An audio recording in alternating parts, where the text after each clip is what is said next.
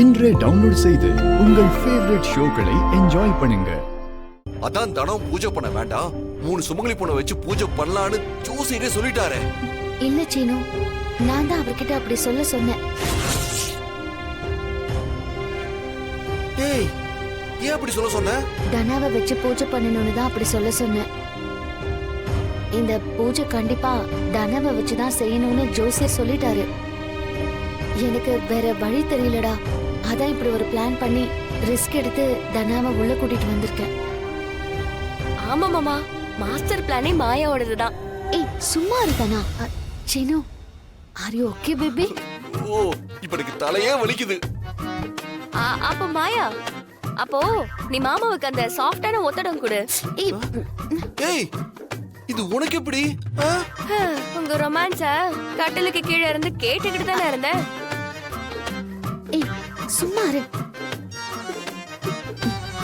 சீனு, இந்த விஷயத்த வெளியில யார்கிட்டயும் சொல்லிடாத. நான் ஏன் சொல்ல போறேன்? மாமாக்கு தெரிஞ்ச இந்த பூஜையவே நிப்பாட்டிடுவாரு.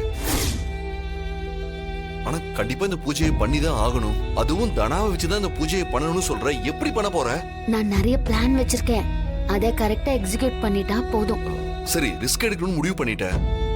உன்னை நான் எப்படி தனியா விடுறது? நான் உனக்கு ஹெல்ப் பண்றேன். இல்ல சீனு, இந்த விஷயம் வெளியில தெரிஞ்சு என் பேர் மட்டும் மாட்டினா பரவாயில்ல.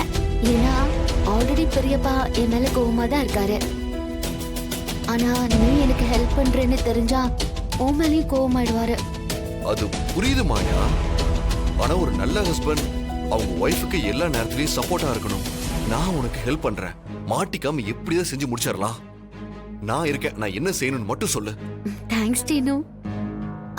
நான் வேற ஒரு பிளான் வச்சிருந்தேன். இப்போ உனக்கு விஷயம் தெரிஞ்சிருச்சுல்ல, சோ கொஞ்சம் ஆல்டர்னேட் பண்ணிக்கிறேன். முதல்ல இப்ப பாத பூஜையை தனாவை செய்ய வைக்கணும். அதுக்கு வீட்ல இருக்கிறவங்களை எல்லாம் டிஸ்ட்ராக்ட் பண்ணணும். சரி, பண்ணிருவோம். தனா, நான் வெளியில போயிட்டு உனக்கு மெசேஜ் பண்றேன். நீ கரெக்டா போனை பாத்துக்கிட்டே இரு. மெசேஜ் வந்ததும் நீ வெளியில வந்துரு, சரியா? சரி மாயா, சேஃபா இரு.